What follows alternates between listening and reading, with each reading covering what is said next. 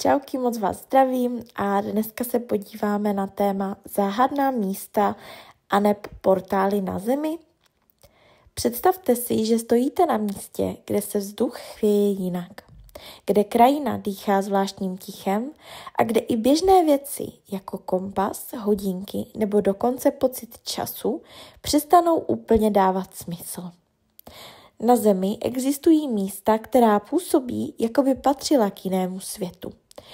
Někdo v nich vidí geologické zvláštnosti, jiný energické uzly planety a další portály mezi dimenzemi.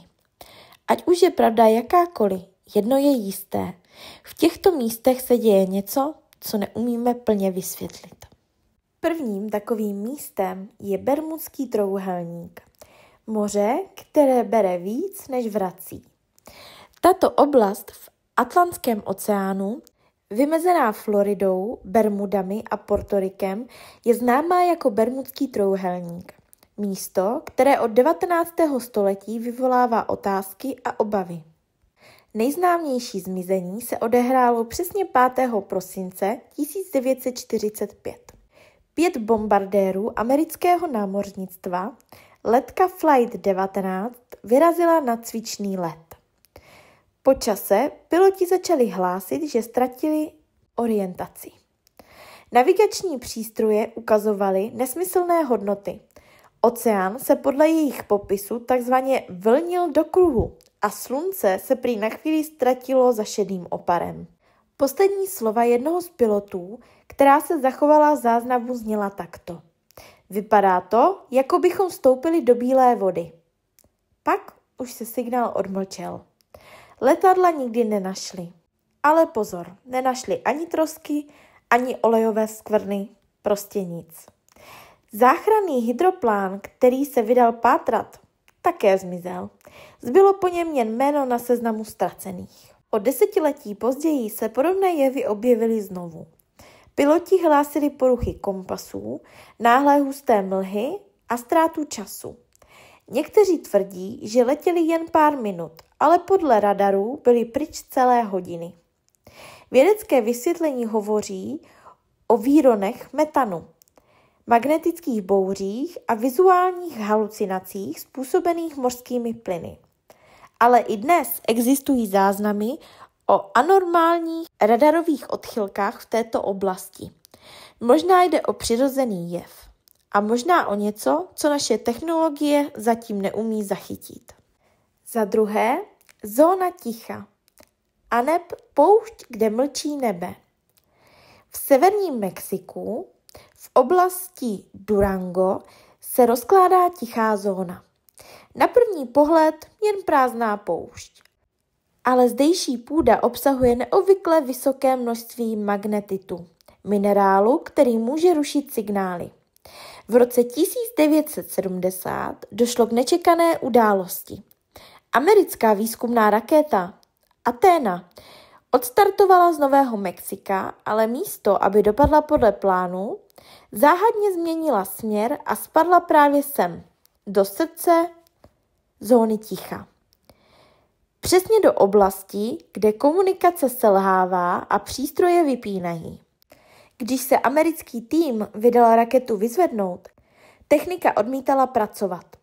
Rádiové vlny neprocházely, motory se sami vypínaly a někteří technici dokonce později popsali, že slyšeli zvuky jako spod země.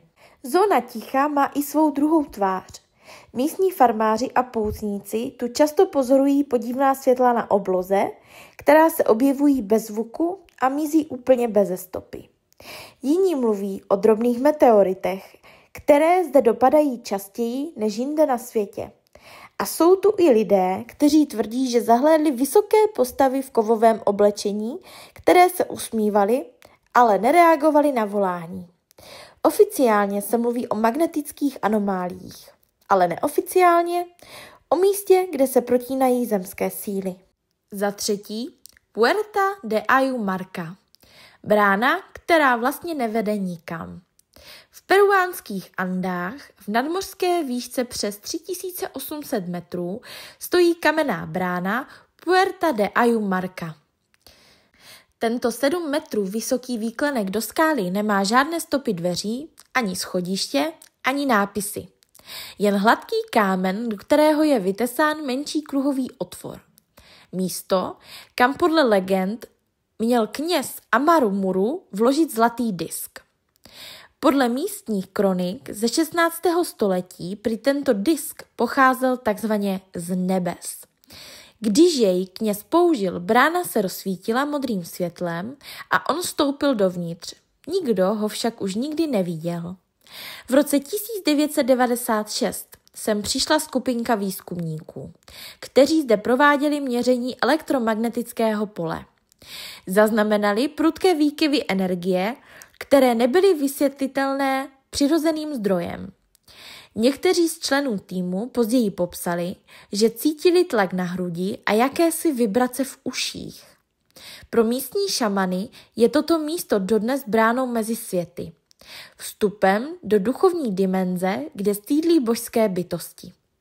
A poutníci, kteří se brány dotkli, často mluví o zvláštním snu, který následuje. O cestě tunelem plném světla.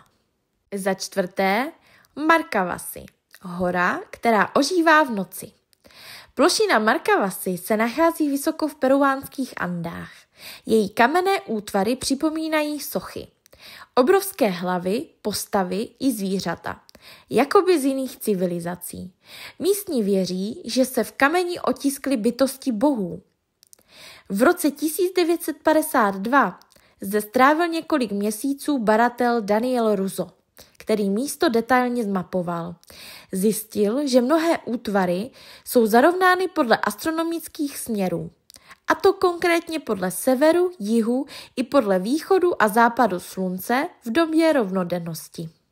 To by náhodná eroze jen těžko způsobila. Lidé, kteří zde přespávali, popisují zvláštní pocity, změny vnímání času, halucinace i světelné koule, které se pohybují těsně nad zemí. V roce 2004 se skupině turistů podařilo zachytit video, kde se na obzoru objevuje zářící modrý objekt, který se prudce zvedne a pak zmizí. Analýza videa potvrdila, že šlo o světelný jev, ale původ zůstal nejasný. Pro šamany je Markavasi posvátné místo, kde se zrcadlí nebe v kameni. Pro geology záhada eroze, která má až příliš lidské rysy. Zajímavé je, že všechny tato místa, jako Bermudský trojúhelník, zóna ticha, Puerta de Ayamarca i Markavasi, leží na téměř stejných zeměpisných šířkách. Když jejich polohy spojíme na mapě, tvoří překvapivě přesné geometrické obrazce. Někteří geofyzikové hovoří o takzvaných energických uzlech planety, kde se protínají magnetické proudy Země. Právě v těchto uzlech se mohou dít anomálie prostoru a času. Změny v elektromagnetickém poli, které působí na lidský mozek i techniku.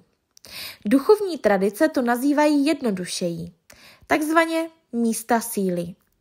Země zde prý dýchá jinak a člověk, který se stiší, to může cítit. Ať už jde o portály, magnetické uzly nebo jen o krásné schody okolností, všechna tato místa nás učí jedno, že náš svět má stále vrstvy, kterým ještě nerozumíme. Že Země není jen kulatou koulí hornin, ale možná i živou bytostí, která komunikuje způsobem, který teprve objevujeme. A že možná právě tam, kde přestává fungovat technologie, začíná působit něco hlubšího. Síla, která spojuje nebe, zemi a vědomí člověka. A tak, když se díváme na mapu světa, možná si uvědomíme, že záhadná místa nejsou jen body na krajině. Jsou to zrcadla, která nám ukazují něco o nás samých. O naší touze porozumět, o potřebě překročit hranice toho, co je známé a o odvaze připustit, že realita může být víc než jen to, co jsme ochotni vidět. Když stojíme na takovém místě, ať už je to hora, poušť nebo útes nad mořem, většinou nás přepadne zvláštní ticho. Je to ticho, které neznamená prázdnotu, ale hlubokou přítomnost. Jakoby Země sama na okamžik dýchla a nechala nás nahlédnout do svého nitra. Některá z těchto míst mohou být spojena s jevy, které dokážeme vysvětlit. Magnetické anomálie, podzemní proudy, geologické zvláštnosti.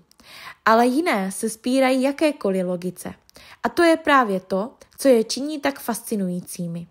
Protože ve světě, kde si myslíme, že už všechno známe, potřebujeme tajemství. Ne proto, abychom se báli, ale abychom si připomněli, že jsme stále součástí něčeho mnohem většího. Možná se tato místa chovají jako živé organismy, které reagují na přítomnost člověka. Možná opravdu pulzují energií, kterou naše tělo i mysl dokážou vnímat, i když ji neumíme měřit. A možná právě proto se na některých místech cítíme klidní a jinde neklidní, protože země s námi komunikují svým vlastním jazykem. Někdo to nazve elektromagnetismem, jiný vibrací, další posvátnou energií. Ale v jádru jde o totéž a vztah mezi námi a planetou, která nás nese.